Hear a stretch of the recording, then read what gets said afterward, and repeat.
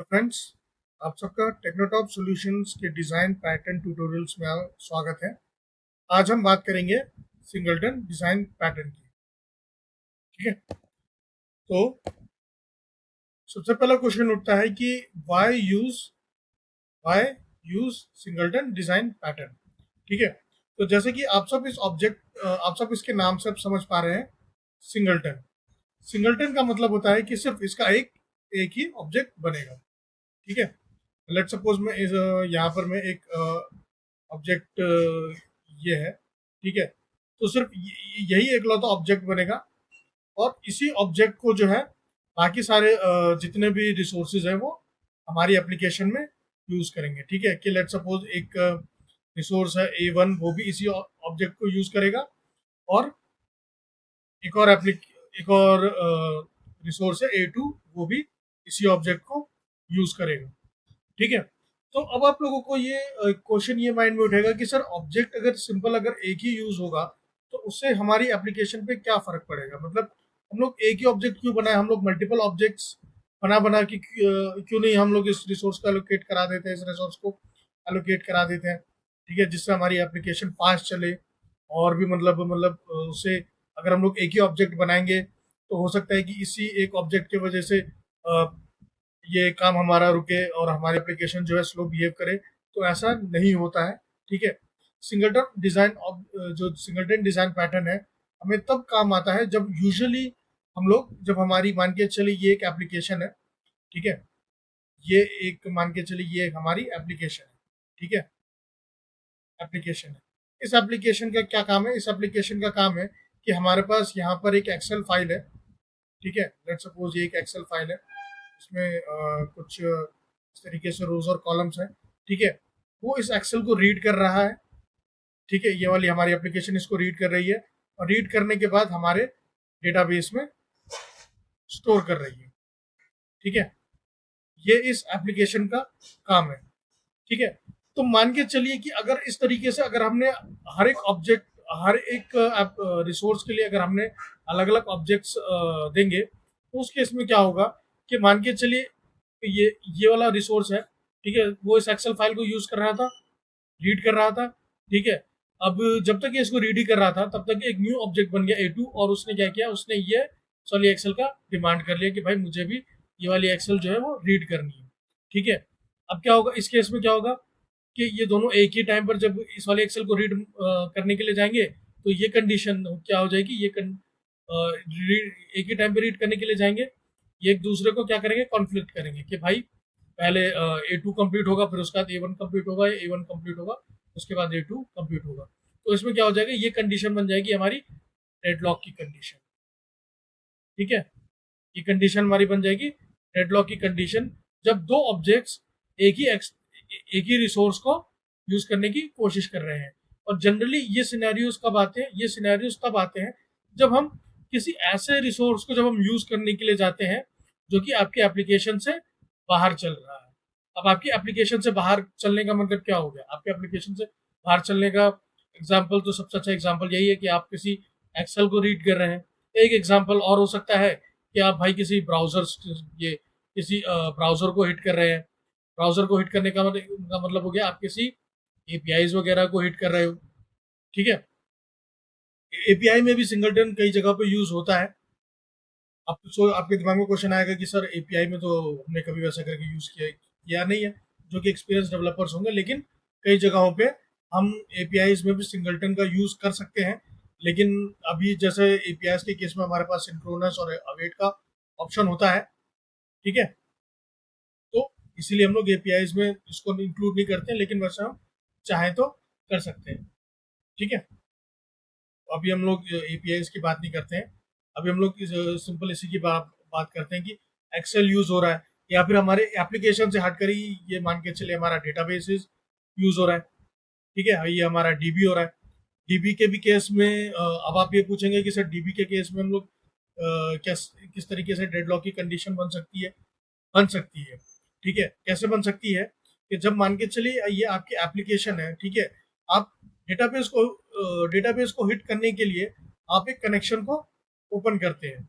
Generally ये scenarios कई बार हो चुका है। ठीक है, आप एक कनेक्शन को ओपन करते हैं, ठीक है। अब एक आपकी ये एक एप्लीकेशन आई, एप्लीकेशन ने एक डेटाबेस को का एक कनेक्शन ओपन किया, ठीक है। एट अ टाइम एक दूसरे ऑब्जेक्ट ने क्या किया कि एक और मतलब एक और कनेक्शन जो है वो ओपन करने की कोशिश करी, ठीक है। तो यहाँ पे एक कनेक्शन बन जाएगा हमारे पास CN1 के नाम से, जो कि अभी तक ओपन है, ठीक है। और एक और कनेक्शन बन जाएगा CN2 के नाम से, ठीक है। ऐसा करके बन जाएगा। अब ऐसे करके बन तो जाएगा, लेकिन अब आप ये बन जाएगा, ठीक है। लेकिन अब ऐसा क्या होता जाएगा कि ऐसे करते करते करते करते जब मल्टीपल ऑब्जेक्ट्स बनते जाएंगे तो ये बढ़ते बढ़ते बढ़ते बढ़ते एन नंबर ऑफ ऑब्जेक्ट्स आपके बन जाएंगे, और जितने नंबर ऑफ ऑब्जेक्ट्स बन जाएंगे उतना ही आपकी एप्लीकेशन क्या होने लग जाएगी, डिग्रेड होने लग जाएगी।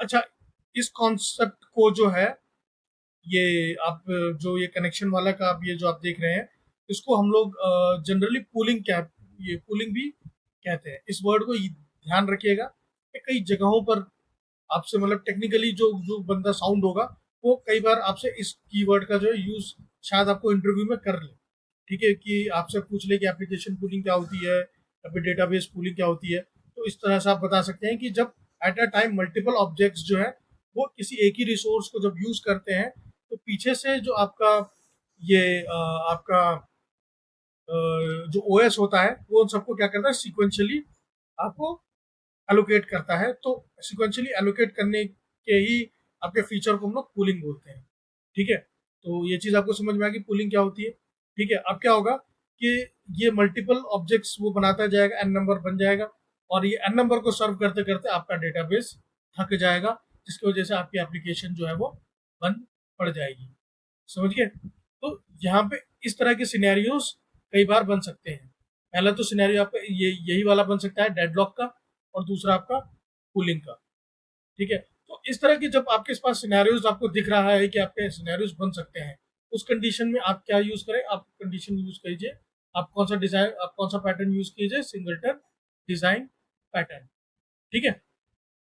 तो आपको अब मेरे हिसाब से समझ में आ गया होगा कि एक्चुअली सिंगलटन ऑब्जेक्ट जो है वो किस तरह से बनता है। एक मैं छोटा सा एक और आपको बता देता हूँ छोटा सा ये इसमें कि आपका इस केस में क्या होगा कि आपका एक ही ऑब्जेक्ट बनेगा, ठीक है। एक ही ऑब्जेक्ट बनेगा और वही एक ऑब्जेक्ट जो है वो रिस्पॉन्सिबल होगा ये आपका एप्लीके मतलब ये इस तरह के रिसोर्सेज को, एक्सेल या फिर डेटाबेस को रिसोर्सेज को मैनेज करने के लिए, ठीक है। कैसे कि आपका ये एक सिंगल ऑब्जेक्ट बना, अब मान और अब यहाँ पे क्या होगा कि ये एक सिंगल ऑब्जेक्ट जो है, ठीक है, ये एक सिंगल ऑब्जेक्ट यहाँ पे बीच में आ जाएगा। अब क्या होगा कि मान के चलिए सबसे पहले आपका आप ये A1 ने ये एक्सेल मांगी थी, ठीक है। ये एक्सेल मांगते हुए उसने एक ऑब्जेक्ट बना दिया, इसी इसका एक सिंगल ऑब्जेक्ट बना, ठीक है। अब ये ऑब्जेक्ट क्या कर रहा है, ये इसको सर्व कर रहा है। इस ऑब्जेक्ट के पास इस एक्सेल की क्या है, राइट से, ठीक है। ये वाला ऑब्जेक्ट जो है ये सिंगलटन ऑब्जेक्ट वो इसको सर्व कर रहा है। तो जब तक ये इसको सर्व कर रहा है, ठीक है, तब तक A2 जो है वो क्या वो कहाँ पे रहेगा, वो इसको होल्ड में रहेगा, ठीक है। अब होल्ड होने की वजह से क्या होगा, जैसे ही अपना काम कंप्लीट कर देगा, सिंगलटन ऑब्जेक्ट जो है अब इसको A2 को जो है बंद करके इसको सर्व करने लग जाएगा, सॉरी A1 को सर्व करके अब किसको सर्व करने लग जाएगा, A2 को, ओके। तो आई होप कि आपको ये प्रॉब्लम समझ में आ गई होगी। अब हम लोग आगे बढ़ते हैं, ठीक है। तो इसका सबसे अच्छा एग्जांपल होता है यूजर, जो इसका जो सबसे अच्छा यूसेज है वो हमारे मतलब कि एप्लीकेशन डेवलपमेंट में सबसे ज़्यादा कहाँ यूज होता है, एक्सेप्शन लॉगिंग में, ठीक है। एक्सेप्शन लॉगिंग जो है इसका बेस्ट यूज के सिनेरियो बनता है कि मतलब जैसे मैंने अभी आपको पिछले वाले एग्जांपल में बताया था कि ये आपकी एप्लीकेशन थी, ठीक है, ये आपकी एप्लीकेशन थी। और जनरली हम लोग जो लॉगिंग करते हैं, एक्सेप्शन लॉगिंग करते हैं, वो किसी एक नोटपैड या फिर मतलब एक टेक्स्ट फाइल, एक टीएक्सटी फाइल या तो किसी सीएसवी फाइल में हम लोग करते हैं, ठीक है। अब ये वाली फाइल क्या होती है, ये एप्लीकेशन से बाहर होती है, ठीक है। तो इस तरह के केस में इस तरह की डेडलॉक कंडीशन जो है बनने के बहुत ज़्यादा चांसेस होते हैं, क्योंकि आपकी एप्लीकेशन जो है वो मल्टीपल लेयर्स पे आपकी डिवाइडेड होती है। गिटार आर्किटेक्चर पे आपकी मान के चले अगर बनी हुई है, ठीक है, और आपने हर आर्किटेक्चर पे आपने एक्सेप्शन बना रखा है, ठीक है। अब क्या होगा कि मान के चलिए आपका ये अगर फ्रंट एंड है, ठीक है, ये फ्रंट एंड है और एक्सेप्शन आ गई आपकी किस पे, आपकी आ गई डीबी एंड पे, ठीक है। तो अब आपको क्या करना है, अब आपको डीबी एंड की भी एक्सेप्शन आपको लॉक करनी है, ठीक है, डीबी की भी आपको लॉक करनी है, फिर उसके बाद आपको फ्रंट की भी करनी है। तो ये क्या होगा कि इसमें क्या होगा कि डीबी का भी आपके पास एक ये ऑब्जेक्ट बन जाएगा इस वाली सीएसवी को यूज करने का, और फ्रंट पे भी बन जाएगा, है ना। तो उसमें क्या होगा, उसमें फिर वही में हमारी डेडलॉक कंडीशन बन जाएगी। तो ऐसे केसेस में हम लोगों को क्या करना पड़ता है कि हम लोगों को ऐसे केसेस में सबसे अच्छा होता है कि हम लोग इसको सिंगलटन डिजाइन पैटर्न हम लोग इसको सॉल्व करें। उसमें क्या होगा, उसमें एक ही ऑब्जेक्ट बनेगा और वही एक ऑब्जेक्ट जो है वो हमारी इस टेक्स्ट या फिर सीएसवी फाइल को जो है वो यूज करेगा। ओके, तो चलिए अब हम आगे बढ़ते हैं। तो अभी तक जो मैंने आपको सिनेरियोज बताए वो सारे रियल लाइफ सिनेरियोज थे। अब हम लोग एक कोड का एक एग्जांपल समझने के लिए कोशिश करते हैं, ठीक है। यहाँ पर एक क्लास है, ठीक है। ये क्लास किस नाम से, सिंगल ऑब्जेक्ट। सिंगल ऑब्जेक्ट मतलब वही हो गया कि हमारे सिंगलटन, ये कीवर्ड नहीं है, ध्यान रखिएगा, ये मैंने जस्ट एक क्लास का नाम दिया है, ठीक है। तो यहाँ पर ये मैंने क्लास बनाई है, ठीक है। इस क्लास का दो चीजें हम लोगों को सबसे ज्यादा समझने की जरूरत है। पहला वो, ठीक है, जो पहली चीज है वो है सील्ड, और दूसरी चीज है इसका प्राइवेट कंस्ट्रक्टर, ठीक है। ये दोनों मेन इंपॉर्टेंट चीज है किसी भी क्लास को। हम लोग सिंगलटन बनाने की जब हम लोग बनाते हैं तो ये दो मेन कीवर्ड्स है जो कि हमें यूज करने ही होते हैं, ठीक है। मैं आपको बताऊंगा कि सील्ड कीवर्ड अगर हम लोग यूज ना करें तो क्या हो सकता है, और प्राइवेट ना करें तो क्या हो सकता है। और क्वेश्चन और आमतौर पर इंटरव्यूज में कई जगह हमसे ये पूछा भी जा सकता है कि भाई कि सिंगलटन ऑब्जेक्ट में हमें सील्ड क्यों बनाना चाहिए और उसका कंस्ट्रक्टर प्राइवेट क्यों होना चाहिए, ठीक है। अच्छा, इस क्लास में आप लोग देखेंगे मैंने एक वेरिएबल लिया है काउंटर के नाम से, और उस काउंटर को जो है मैं इसके कंस्ट्रक्टर में इंक्रीमेंट कर रहा हूँ, ठीक है। और उसके काउंटर की वैल्यू जो है वो मैं शो कर रहा हूँ। अच्छा, ये जो काउंटर की जो वैल्यू है ये मैं शो इसलिए कर रहा हूँ, ये बेसिकली काउंटर क्या करेगा, नंबर ऑफ ऑब्जेक्ट्स बताएगा आपको, नंबर ऑफ ऑब्जेक्ट्स जो कि क्रिएट हुए हैं, ठीक है, वो बताएगा। उसके बाद मैंने यहाँ पर एक स्टैटिक प्रॉपर्टी ले रखी है इंस्टांस के नाम से, ठीक है। और ये प्रॉपर्टी किस टाइप की है, ये प्रॉपर्टी जो है वो सिंगलटन ऑब्जेक्ट यानी कि इसी क्लास की ही टाइप की ये प्रॉपर्टी है, या बना सकते हैं, ठीक है। जैसे कि अगर आपने कई जगहों पे पढ़ा होगा कि प्रॉपर्टीज जो है वो इंटीजर भी होती है, स्ट्रिंग भी होती है, ठीक है। उसी तरीके से हम जो अगर हम चाहें तो उसी क्लास की जो है वो प्रॉपर्टी वैसे करके बना सकते हैं, ठीक है। अब यहाँ पे इस प्रॉपर्टी के ही अंदर जो है अगर आप देखेंगे मैंने इसके अंदर सिंपल एक यहाँ पे गेट लिया हुआ है, सेट नहीं लिया हुआ है, गेट लिया हुआ है। और यहाँ पे मैं चेक कर रहा हूँ कि क्या instance is equals to null है, ठीक है। क्या इंस्टेंस जो है क्या इज इक्वल्स टू नल है, ये वाली प्रॉपर्टी क्या चेक करेगी कि क्या कि ये जो हमारा सिंगलटन ऑब्जेक्ट है इसका कोई ऑब्जेक्ट पहले से तो नहीं बना हुआ है, ठीक है। इसका ऑब्जेक्ट कहीं पहले से तो नहीं बना हुआ है। अब देखिए अगर आप स्टैटिक की जो स्टैटिक कीवर्ड है, ठीक है, मैंने अपने पिछले ट्यूटोरियल में भी स्टैटिक कीवर्ड के बारे में बताया हुआ है, लिंक जो है डिस्क्रिप्शन में है, प्लीज आप उस वीडियो को जाके जरूर देखिएगा, ठीक है। तो स्टैटिक बनाया हुआ है, तो स्टैटिक क्या करेगा, स्टैटिक का मतलब हो गया कि मतलब कि एक ही इंस्टांस, इस क्लास का एक ही इंस्टांस बनेगा, ठीक है।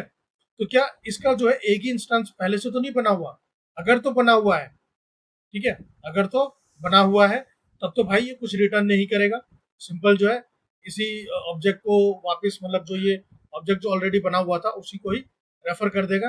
नहीं तो फिर अगर तो नहीं बना हुआ है, अगर तो नल है तो फिर उसके लिए एक ऑब्जेक्ट बना के उसको, मतलब जो ऑब्जेक्ट जो कि कॉल करेगा इस प्रॉपर्टी को उसको रिटर्न कर देगा, ठीक है। इस पे मैंने एक यहाँ पे एक प्रिंट डिटेल्स नाम से एक मैसेज बनाया हुआ है, ठीक है, जो कि सिंपल कुछ नहीं कर रहा है, ये एक जो मैसेज मैं ऑब्जेक्ट से पास करूंगा उसको क्या कर देगा, रिटर्न कर देगा, ठीक है। तो ये जो है सिंगलटन का ये सिंगलटन क्लास की जो है एक तरीके से मान के चलिए डेफिनेशन हो गई है। ठीक है, अगर इसमें कुछ भी ना समझ में आया हो प्लीज कमेंट सेक्शन में अपना क्वेश्चन डाल दीजिएगा। ठीक है, अब मैं नेक्स्ट आपको बताता हूँ कि ये क्लास जो है वो किस तरीके से कॉल होगी और किस तरीके से हमारा सिर्फ एक ही ऑब्जेक्ट बनेगा और वो ऑब्जेक्ट जो है दूसरे ऑब्जेक्ट जो कि सिंगल सिंगलटन ऑब्जेक्ट क्लास को जो कॉल कर रहे होंगे वो उसको एलोकेट होगा। ठीक है, तो ये हमारी क्या है, मेन मेन मेथड। ठीक है, यहाँ पर अगर आप देखेंगे यहाँ पर मैंने इसी क्लास का सिंगल सिंगल ऑब्जेक्ट का जो है ये मैंने एक ऑब्जेक्ट बनाया है किस नाम से, फ्रॉम स्टूडेंट के नाम से। ठीक है, फ्रॉम स्टूडेंट्स के नाम से बनाया है सिंगल ऑब्जेक्ट, मतलब इस वाली क्लास का कौन सी प्रॉपर्टी मैंने यूज करी है, गेट इंस्टांस। गेट इंस्टांस यानी कि ये, ठीक है, गेट इंस्टांस जो है कॉल किया है। ठीक है, अब देखिए स्टैटिक है, स्टैटिक का मतलब क्या हो गया कि इसको हमें कॉल करने के लिए हमें ऑब्जेक्ट बनाने की जरूरत ही नहीं है। ठीक है, वो क्या करेगा, सिंपल इस प्रॉपर्टी मतलब कि क्लास के नेम से सिंगल ऑब्जेक्ट से ही इस वाली प्रॉपर्टी को कॉल कर लेगा। ठीक है, अब क्या हुआ कि इस क्लास के नेम से जब हमने गेट इंस्टांस वाली प्रॉपर्टी जब हमने कॉल करी, गेट इंस्टांस पर आया। ठीक है, गेट इंस्टांस पर फर्स्ट टाइम आया, यहाँ पर गया, गेट गेट वाले सेक्शन के अंदर गया, अब ये फर्स्ट टाइम कॉल हो रहा है। ठीक है, अब यहाँ पर क्या होगा, instance is equals to null, यहाँ पे फर्स्ट टाइम कॉल होने की वजह से नल। ठीक है, नल होने की वजह से ये कंडीशन क्या कर देगा, ये कंडीशन कर देगा ट्रू, और instance is equals to new object. ठीक है, ये एक पहला ऑब्जेक्ट, ये वाला ऑब्जेक्ट जो है ये बनाकर किसको रेफर कर देगा, फ्रॉम स्टूडेंट को। ठीक है, इस वाले को रेफर कर देगा, यानी कि अब ये जो फ्रॉम स्टूडेंट जो यहाँ पर आप देख रहे हैं इसके पास एक ऑब्जेक्ट बनकर आ जाएगा, और ये ऑब्जेक्ट किस टाइप का होगा, सिंगल ऑब्जेक्ट का। अच्छा, यहाँ पर एक ध्यान देने वाली बात यह है कि ये वाला जो ऑब्जेक्ट है जो कि इस वाले रेफरेंस को जो यूज कर रहा है, ठीक है, ये वाला रेफरेंस, ये वाला जो फ्रॉम स्टूडेंट जो रेफरेंस है वो किस ऑब्जेक्ट को यूज कर रहा है, इस वाले ऑब्जेक्ट को जो कि सिंगलटन ऑब्जेक्ट के क्लास के अंदर ही बना हुआ है। ठीक है, विद इन द क्लास बना हुआ है। ठीक है, तो इस वाले तो ये वाला ऑब्जेक्ट हुआ, ये वाला तो इसके पास ऑब्जेक्ट कॉल हुआ, और with the help of this object हम लोग प्रिंट डिटेल्स वाले मेथड को कॉल कर सकते हैं जिसमें हमने फ्रॉम स्टूडेंट पास किया हुआ है। तो ये किसको पास कर देगा, ये क्या डिस्प्ले करा देगा, फ्रॉम स्टूडेंट। ठीक है, अच्छा, अब यहाँ पे जैसे ही न्यू कीवर्ड कॉल होगा, न्यू कीवर्ड का मतलब हो गया इसका कंस्ट्रक्टर कॉल होगा। ठीक है, कंस्ट्रक्टर कॉल जैसे ही होगा, ये काउंटर की वैल्यू क्या थी पहले, जीरो थी। ठीक है, जीरो से अब ये काउंटर की वैल्यू क्या प्रिंट हो जाएगी, वन। ठीक है, वन प्रिंट हो जाएगी, तो ओवरऑल जो इसका जो आउटपुट होगा वो आउटपुट कुछ ऐसा होगा, counter value is equals to one, और यहाँ पे और क्या निकल कर आएगा, फ्रॉम स्टूडेंट। ठीक है, इस वाले मेथड से। अब यहाँ पे नीचे मैंने दोबारा से इसी क्लास का ही रेफरेंस एक और मैंने बनाया, फ्रॉम एम्प्लॉय। ठीक है, अब जब फ्रॉम एम्प्लॉय जब इसको इसके गेट इंस्टांस वाली प्रॉपर्टी को जब कॉल करेगा, ठीक है, तो कैसे कॉल करेगा, तो कैसे चीजें चलेगी। ठीक है, अब जैसे ही इसने गेट इंस्टांस को कॉल किया, मैं एक बार के लिए इसे मिटा देता हूँ। ठीक है, ताकि आप और अच्छे से समझ पाए। ठीक है, गेट इंस्टांस वाली प्रॉपर्टी को जैसे ही इसने कॉल किया और वो दूसरी बार आया। ठीक है, अब यहाँ पे गेट वाले के पास आया, गेट के अंदर अब ये फिर से इसने चेक किया क्या इंस्टेंस नल है, और इस केस में क्या रिटर्न होगा, इस केस में रिटर्न होगा क्या, फॉल्स। क्यों, क्योंकि उसने जब यहाँ पे फॉर फ्रॉम स्टूडेंट जब हमने कॉल किया था तो उसने यहाँ पर आके जो है ये वाला ऑब्जेक्ट बना दिया था, है कि नहीं, और ये ऑब्जेक्ट जो है विद इन द क्लास बना था, और क्लास के अंदर ये और क्लास के अंदर ही हम लोग क्या बना रहे हैं, दूसरा दूसरा ऑब्जेक्ट बना रहे हैं ना, है ना। अब इस क्लास के पास ऑलरेडी अगर कोई एक ऑब्जेक्ट बना हुआ है, ठीक है, इस क्लास पे एक अपना ऑलरेडी ऑब्जेक्ट पड़ा हुआ है, ठीक है, तो ये क्या रिटर्न करेगा, ये रिटर्न कर देगा क्या, फॉल्स। फॉल्स जब रिटर्न ही हो जाएगा तो ये दूसरा ऑब्जेक्ट बनाएगा ही नहीं। और रिटर्न क्या कर रहा है, रिटर्न कर रहा है जो पहला वाला इंस्टांस, जो ये वाला जो है, जो ऑब्जेक्ट जो बनाया हुआ था इसी को ही वो किसको रिटर्न कर रहा है? वो रिटर्न कर रहा है इसको अब फ्रॉम एम्प्लॉय। ठीक है, यानी कि हमारा वही ऑब्जेक्ट जो है किसके पास चला गया? फ्रॉम एम्प्लॉय वाले, क्या फ्रॉम एम्प्लॉय वाले को अलोकेट हो गया, रेफरेंस को। ठीक है, अब क्या होगा कि इसको भी एक ऑब्जेक्ट मिल गया है। ठीक है, अब तो अब इसी ऑब्जेक्ट की हेल्प से ये प्रिंट डिटेल्स कॉल कर देगा। ठीक है, प्रिंट डिटेल्स कॉल कर लेगा। और अब यहाँ पे, अब देखिए यहाँ पर आउटपुट क्या बनेगा? आउटपुट ये बनेगा कि जब इसने इसको कॉल किया, गेट इंस्टांस, तो क्या निकला? फॉल्स निकला। ठीक है, न्यू ऑब्जेक्ट बना ही नहीं, न्यू ऑब्जेक्ट बना नहीं हो, बनाया नहीं, तो विच मीन्स के इसके ऑब्जेक्ट मतलब इसके कंस्ट्रक्टर पे गया नहीं, काउंटर वैल्यू बढ़ी नहीं। तो काउंटर वैल्यू बढ़ी नहीं तो उसका मतलब सेकंड टाइम पे काउंटर की कोई वैल्यू नहीं डिस्प्ले होगी नहीं, यानी कि काउंटर जो है वो 1 का 1 ही रह गया। ठीक है, देखिए कितना स्मार्टली चल रहा है कि यहाँ पे जो है सिर्फ फर्स्ट टाइम ही इसका कंस्ट्रक्टर कॉल हुआ है, और कंस्ट्रक्टर की हेल्प से ही एक ही बार इसका ऑब्जेक्ट कॉल, ये ऑब्जेक्ट बना है। ठीक है, दूसरी बार हम क्या इसका कंस्ट्रक्टर कॉल ही नहीं कर रहे हैं, कंस्ट्रक्टर कॉल नहीं कर रहे हैं, विच मीन्स कि दूसरी बार इसका ऑब्जेक्ट बन ही नहीं रहा है। ठीक है, क्या बन, तो अब दूसरी बार जब नहीं बन रहा है तो क्या हो रहा है कि वो जो पहला वाला जो ऑब्जेक्ट जो बना था उसी को ही उठाकर उसने दूसरे वालों को एलोकेट कर दिया, और उस वाले ऑब्जेक्ट की हेल्प से इसने प्रिंट डिटेल्स को कॉल कर लिया। और प्रिंट डिटेल्स पे क्या मैसेज भेज रहा है? From employ. तो यानी कि अब क्या डिस्प्ले होगा? From employ. ठीक है, तो इस तरह से जो है हमारा सिंगलटन ऑब्जेक्ट जो है वो सिंगल वैल्यूज, और या फिर यूँ समझ लीजिए सिंगल ऑब्जेक्ट जो है वो रिटर्न करता है। ठीक है, अब जैसे कि मैंने पिछली वाली स्लाइड में बताया था कि दो कीवर्ड्स ज़्यादा इंपॉर्टेंट होते हैं, सील्ड और प्राइवेट कंस्ट्रक्टर। ठीक है, तो एक क्वेश्चन इंटरव्यू में बहुत जगह जब भी आप सिंगलटन के बारे में आप बताएंगे तो वो एक क्वेश्चन आपसे जरूर पूछेगा कि भाई हम लोग सील्ड कीवर्ड क्यों यूज करते हैं, या फिर why singleton object, why singleton class are sealed. ठीक है, तो इसका आप पहला आंसर तो ये दे सकते हैं, अगर आप मतलब कि फ्रेशर है, मतलब ये आंसर यूजुअली मैं फ्रेशर को रिकमेंड करूंगा कि पहला तो आप आंसर ये दीजिए कि टू प्रिवेंट इनहेरिटेंस। ठीक है, याद रखिएगा, मैं इसके बाद एक आपको एक और बात बताऊंगा प्राइवेट कंस्ट्रक्टर के बारे में। प्राइवेट कंस्ट्रक्टर भी इनहेरिटेंस को प्रिवेंट करता है, लेकिन अगर आप ये जगह लेकिन अगर आपने ये सील्ड के वक्त अगर आपने ये नहीं बोला कि भाई कि इनहेरिटेंस को प्रिवेंट करता है, ठीक है, तो प्राइवेट कंस्ट्रक्टर के टाइम पे आपसे क्वेश्चन पूछ सकता है, यानी कि क्रॉस क्वेश्चनिंग हो सकती है। तो इस क्रॉस क्वेश्चनिंग से बेटर रहता है कि आप पहले ही इस बात को बोल दें कि सील्ड कीवर्ड यूज करने से सबसे पहले क्या यूज हो जाता है? इनहेरिटेंस जो है वो प्रिवेंट हो जाती है, कि हम नहीं चाहते हैं कि भाई की क्लास वो इनहेरिट हो। ठीक है, अब इसमें क्वेश्चन ये होता है कि क्यों नहीं चाहते हैं। ठीक है, तो उसका आंसर हम लोगों को किस में मिलेगा? उसका आंसर हम लोगों को मिलेगा प्राइवेट कंस्ट्रक्टर में। ठीक है, तो अभी हम लोग सील्ड कीवर्ड के बारे में बात कर लेते हैं। तो उसका हम लोग एक एग्जांपल समझते हैं विद इन ये कोड से। ठीक है, तो सील्ड कीवर्ड अगर हम लोग यूज नहीं करते हैं तो उस केस में क्या होगा कि यहाँ पे देखिए, मैंने वही क्लास लिए सिंगल ऑब्जेक्ट की, और यहाँ पे मैंने क्या यूज किया हुआ है? सील्ड कीवर्ड यूज नहीं किया हुआ है। ठीक है, सेम वही कोड है। ठीक है, सेम पूरा का पूरा प्रिंट डिटेल्स तक आप देख रहे होंगे। ठीक है, लेकिन यहाँ पर लेकिन यहाँ पर एक जो चेंज जो हम लोगों को देखने को मिलता है कि यहाँ पर मैंने एक और क्लास बना रखी है डिराइव्ड सिंगल ऑब्जेक्ट के नाम से। ठीक है, जो कि इनहेरिट कर रही है किसको? सिंगल ऑब्जेक्ट को।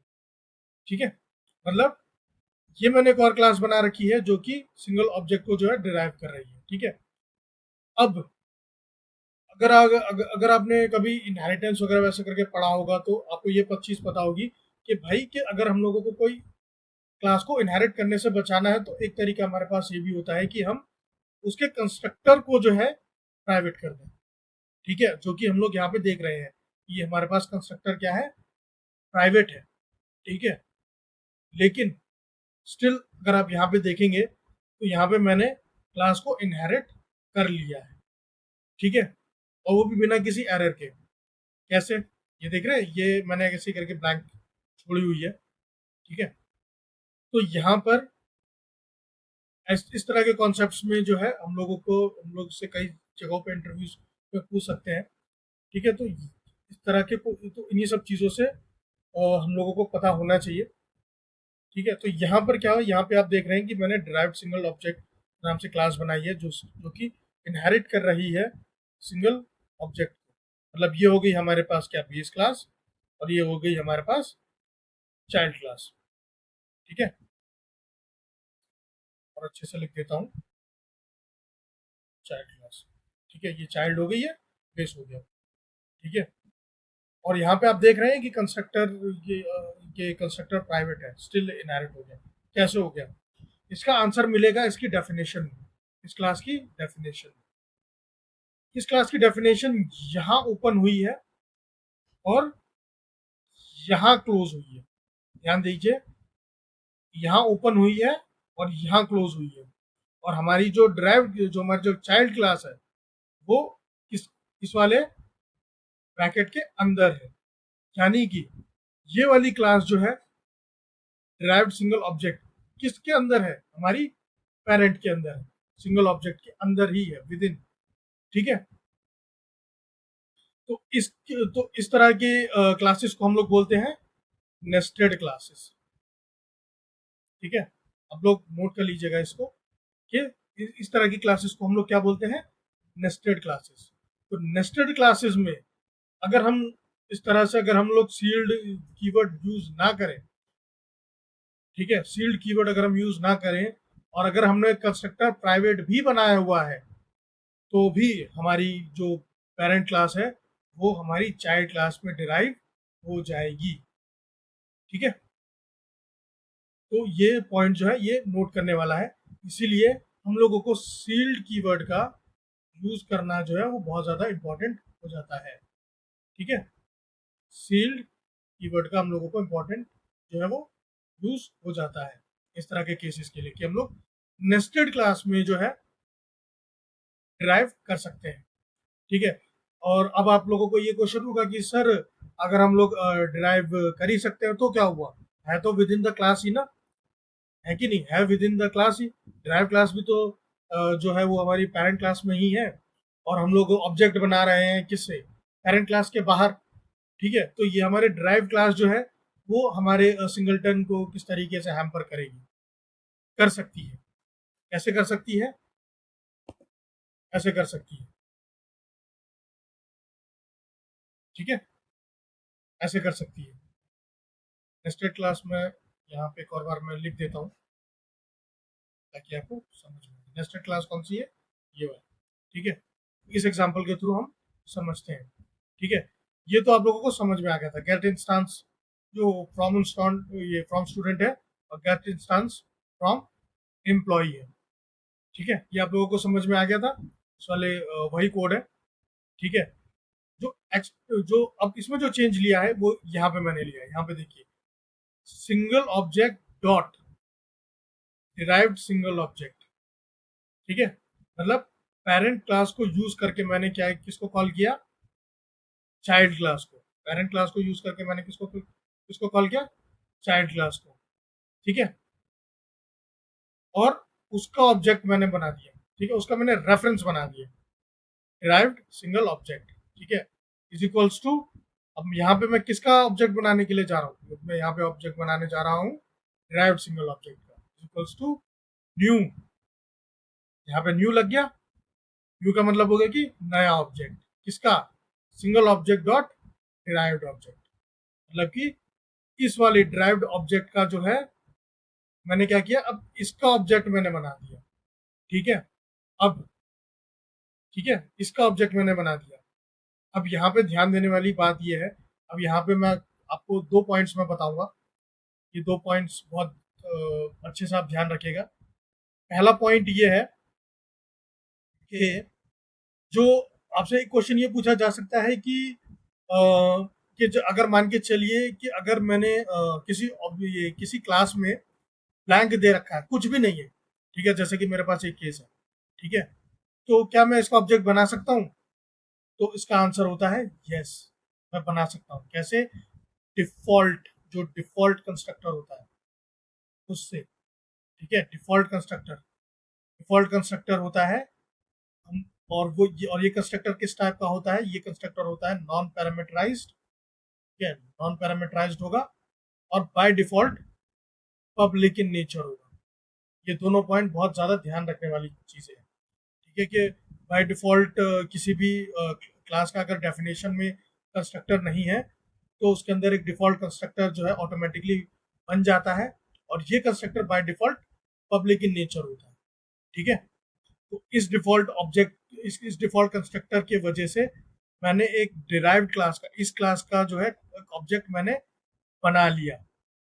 ठीक है, और अब इस ऑब्जेक्ट की हेल्प से, डिराइव्ड सिंगल ऑब्जेक्ट की हेल्प से मैंने क्या किया कि इसके पेरेंट क्लास के मेथड को कॉल कर लिया। प्रिंट डिटेल्स देख रहे हैं यहाँ पर आप, प्रिंट डिटेल्स को मैंने कॉल कर लिया। ठीक है, अब इस केस में क्या होगा कि जब डिराइव क्लास का ऑब्जेक्ट, ठीक है, का जब यहाँ पर जो ये जो ऑब्जेक्ट जो बनेगा, ठीक है, ये ऑब्जेक्ट किसको एक्सेस कर सकता है? प्रिंट डिटेल्स वाले को जो है अब को यूज कर सकता है। ठीक है, तो अब क्या हो गया कि एक ही रिसोर्स को, प्रिंट डिटेल्स नाम के इस मेथड को कितने कितने ऑब्जेक्ट्स यूज कर रहे हैं? ऊपर वाले दो, अगर मैं इन दोनों की मैं बात करूं तो ये दोनों जो है वो तो एक ही ऑब्जेक्ट को यूज कर रहे थे जो कि विद इन दिस क्लास बना था। ठीक है, लेकिन प्रिंट डिटेल्स किसको यूज कर रहा है? मतलब एक जो नया जो ऑब्जेक्ट बना ये भी इसको यूज कर पा रहा है, यानी कि टोटल कितने ऑब्जेक्ट्स बन गए? दो ऑब्जेक्ट्स बन गए। ठीक है, दो ऑब्जेक्ट्स बन गए। ठीक है, अब यहाँ पर एक बात और नोट करने वाली है, आई एम सॉरी, मैं जो यहाँ पर जो दूसरा पॉइंट मैं बताना चाहता था। ठीक है, दूसरा पॉइंट ये बनता है कि अगर डिफॉल्ट कंस्ट्रक्टर, जैसे कि अभी हम लोग जानते हैं, ठीक है, कि जब चाइल्ड क्लास का ऑब्जेक्ट बनने से पहले, चाइल्ड क्लास का डिराइव्ड सिंगल ऑब्जेक्ट का ऑब्जेक्ट बनने से पहले किसका ऑब्जेक्ट बनेगा? सिंगल ऑब्जेक्ट, मतलब कि उसके पेरेंट का ऑब्जेक्ट बन जाएगा। समझ रहे हो? तो अब क्या होगा कि यहाँ पे देखिए विद इन दस क्लास है। ठीक है, अब यहाँ पर क्या हो रहा है कि ये जो ड्राइव क्लास है विद इन इसके पेरेंट वाली क्लास है। ठीक है, और और विद इन वाली जो मतलब जो क्लास के जो अंदर होती है जितनी भी प्रॉपर्टीज, वेरिएबल्स, जो भी चीजें होती हैं वो क्या कर सकती हैं? वो उसके प्राइवेट प्राइवेट वेरिएबल हो गया, ठीक है, या तो फिर प्राइवेट मेथड हो गया, इवन प्राइवेट कंस्ट्रक्टर हो गया, उसको भी यूज कर सकती हैं।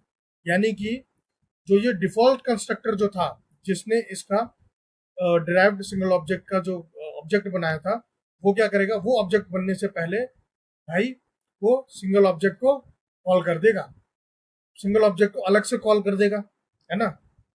डिराइव्ड ऑब्जेक्ट का जो डिफॉल्ट कंस्ट्रक्टर है वो पेरेंट के,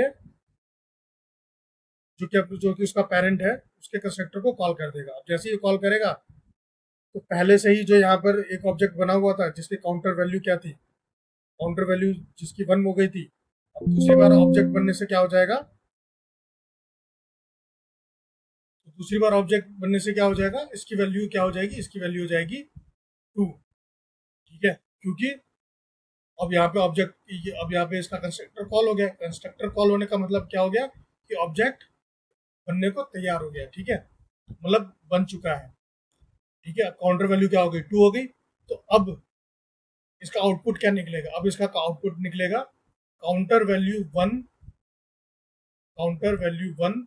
ठीक है, उससे हमारे पास क्या निकला? उससे हमारे पास आउटपुट निकला फ्रॉम स्टूडेंट, और इसी वाले ऑब्जेक्ट से क्या निकला? हमारे पास निकला फ्रॉम एम्प्लॉय। ठीक है, फ्रॉम एम्प्लॉय निकला। और लेकिन अब यहाँ पे जैसे ही यहाँ पर एक न्यू ऑब्जेक्ट यहाँ से जैसे ही बना तो उसने क्या किया? इसने अपने ये जो हमारी चाइल्ड है, चाइल्ड ऑब्जेक्ट बनने से पहले पेरेंट का ऑब्जेक्ट बन गया। ठीक है, तो अब इसने क्या किया? उसी वाले काउंटर की वैल्यू एक और बढ़ा दी। तो अब यहाँ पे प्रिंट क्या होगा? Counter value is equals to 2, और और एक और बार पे क्या प्रिंट होगा? From derived classes. ठीक है, तो ये हमारा आउटपुट हो जाएगा।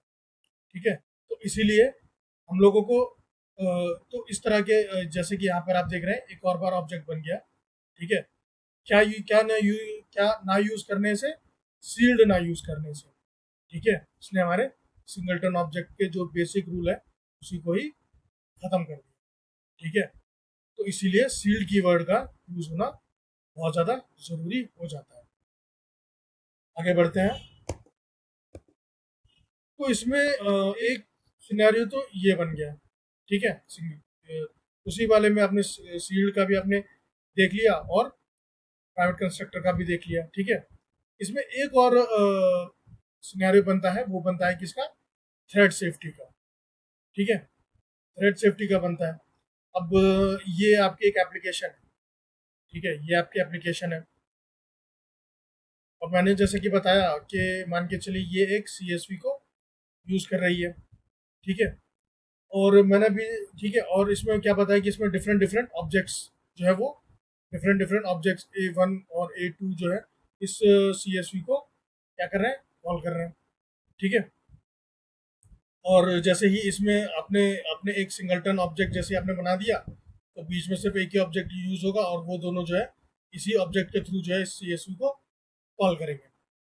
ठीक है, अच्छा यहाँ पे ये जो मैं CSV की मैं बात कर रहा हूँ, ये पिछले वाले एग्जांपल में मैं प्रिंट डिटेल्स वाले मेथड की मैं मतलब उससे आप इसको चाहे तो रिप्लेस कर सकते हैं, या तो आप सपोज कर लीजिए कि वहाँ पर प्रिंट जो डिटेल है उसकी जगह एक ऐसा कोड लिखा हुआ है जो कि CSV को कॉल कर रहा है। ठीक है, तो हाँ, मैं यहाँ पे बता रहा था कि इस तरह के दो ऑब्जेक्ट्स जो है वो उसने बनाकर इस CSV को यूज कर रहे हैं। अब इसी एप्लीकेशन में आपके जितने भी ऑब्जेक्ट्स वगैरह बन रहे हैं, या फिर आपने मान के चले मेथड्स लिखे हुए हैं, फंक्शंस लिखे हुए हैं, ऑब्जेक्ट्स बने हुए हैं। ठीक है, मैं यहाँ पे मेथड्स की मैं बात करता हूँ। तो जितने भी मेथड्स होते हैं ना, वो अलग अलग थ्रेड्स पे चलते हैं। ठीक है, थ्रेड्स पे चलते हैं। ये थ्रेड 1 हो गया T1, ये थ्रेड 2 हो गया, ये थ्रेड थ्री, ये T3 हो गया। ठीक है, ये इस तरीके से मल्टीपल थ्रेड्स पे चलते हैं, ताकि हमारा एक कॉन्सेप्ट है मल्टी थ्रेडिंग। ठीक है, मल्टी थ्रेडिंग। वैसे तो ये बहुत ज़्यादा यूजफुल हो जाता है, ये मतलब एक फीचर, लेकिन कभी कभी हमारे लिए सर का दर्द भी बन जाता है। ठीक है, इसीलिए जगह जगहों पर हम लोग थ्रेड सेफ्टी जो है वो लेके चलते हैं। ठीक है, तो यहाँ पे मैं विद इन एप्लीकेशन की बात कर रहा हूँ। तो विद इन एप्लीकेशन में भी कई बार इस तरह की सिचुएशंस बन जाती है कि मल्टीपल थ्रेड्स जो है वो किसी एक ही ऑब्जेक्ट को या एक ही रिसोर्स को यूज करने लग जाते हैं। ठीक है, तो ऐसे केसेस तो सब लोग कैसे बचेंगे सिंगलटन ऑब्जेक्ट में। तो इसका ये एक एग्जांपल हम लोग विद इन द कोड हम लोग लेके चलते हैं। ठीक है, तो जैसा कि आप लोग देख सकते हैं इस वाले कोड में, ये वही कोड है जो कि हम लोग अभी तक अपने एग्जाम्पल पे लेकर आ रहे हैं। अब यहाँ पर, ठीक है, मैंने क्या किया, मैंने वही कोड लिया है, अब मैंने वापस से यहाँ पे सीड लगा दिया। ठीक है, इसमें मैंने क्या किया, इसमें मैंने एक और प्रॉपर्टी या फिर मान के चलिए एक और एक लाइन ऑफ का मैंने चेंज किया है। Object is equals to new object. ठीक है, इसका मैंने यूज किया है, और एक मैंने कीवर्ड का यूज किया है लॉक। ठीक है, लॉक कीवर्ड का यूज किया है और मैंने इस तरह की एक प्रॉपर्टी बनाई है, ऑब्जेक्ट इज इक्वल्स टू, ठीक है, न्यू ऑब्जेक्ट। और ये जो ऑब्जेक्ट है ये हमारे पास किस टाइप का है, स्टैटिक और रीड ओनली। ठीक है, अच्छा यहाँ पे मैं एक क्वेश्चन छोड़ के जा रहा हूँ, अगर आप लोग इसका आंसर बता पाए तो, कि भाई कि सबसे सबसे बड़ी और हर एक मतलब मान के चलिए which is the parent class, super parent. ठीक है, which is a super parent, super या फिर सुपर पेरेंट, सॉरी, यहाँ पे मैं सुपर पेरेंट की मैं बात करता हूँ। सुपर पेरेंट क्लास कौन सी है जिससे हर क्लास इनहेरिट हुई है, पूरा का पूरा डॉटनेट फ्रेमवर्क बना है। ठीक है, वो क्लास कौन सी है, आंसर प्लीज कमेंट सेक्शन में छोड़ के जाइएगा। और जो जो भी मतलब इसका राइट आंसर देगा मैं उन्हें पर्सनली थैंक्स का और एक अप्रिसिएशन का एक मेल भेजूंगा। और प्लीज अपने नाम के साथ अपना ईमेल आईडी भी भेजिएगा। ठीक है, तो अभी आगे बढ़ते हैं। तो यहाँ पे मैंने दो कीवर्ड्स का यूज किया हुआ है, एक है लॉक और दूसरा ऑब्जेक्ट। ठीक है, इसका मैंने यूज किया है।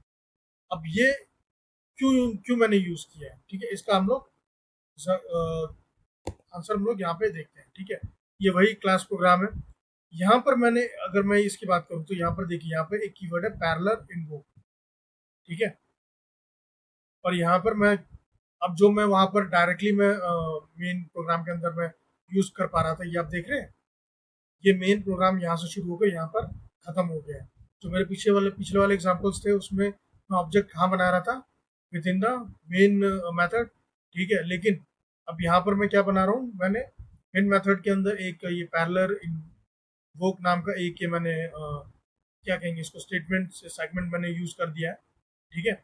और यहाँ पर इसी के अंदर जो है मैंने दो मेथड्स बनाए हैं, ठीक है, प्रिंट एम्प्लॉय डिटेल्स और प्रिंट स्टूडेंट डिटेल्स। ये मतलब ये दो अलग मेथड बन गए हैं मेन से हटकर, और ये दोनों मेथड्स किस में बने हैं, प्रोग्राम के अंदर, ठीक है। और ये बाय डिफॉल्ट ये स्टैटिक इन नेचर है, ठीक है। जैसे हमारा मेन जो है वो स्टैटिक है, वॉइड भी स्टैटिक है, ठीक है। अच्छा, क्यों है, इसका भी आंसर मैं चाहूंगा कि आप लोग प्लीज कमेंट में छोड़ के जाए विद योर मेल आईडी, ठीक है। जो भी इसका राइट आंसर देगा मैं उसको पर्सनली ईमेल पे ये उसका उसे अप्रिशिएट करूंगा, और हो सकता है कि उसको एक मैं आगे एक रिवॉर्ड भी दूं, ठीक है। तो प्लीज़ उस रिवॉर्ड के लिए आप लोग ज़रूर कमेंट में अपना आंसर ड्रॉप करके जाइएगा, ठीक है। तो ये स्टैटिक इन नेचर है, इसको मैंने पैरेलली क्या हुआ, इन्वोक किया हुआ, मतलब पैरेलली कॉल कर रहा हूँ, ठीक है। मतलब जो प्रिंट स्टूडेंट डिटेल्स है ये एक अलग थ्रेड पे चलेगा T1, और जो प्रिंट एम्प्लॉय डिटेल्स है ये एक अलग थ्रेड पर चलेगा T2, ठीक है। अब ये दोनों क्या होंगे, ये दोनों पैरेलली इन्वोक होंगे, पैरेलली मतलब एक ही टाइम पे T1 भी कॉल होगा और एक ही टाइम पे T2 भी कॉल होगा, और दोनों के दोनों क्या कर रहे हैं, वही जो सेम काम हम लोग पहले देखते हुए आए थे फर्स्ट एग्जांपल से। तो उन लोगों ने गेट इंस्टेंस की प्रॉपर्टी को कॉल किया, उसमें से गेट कॉल किया, ठीक है।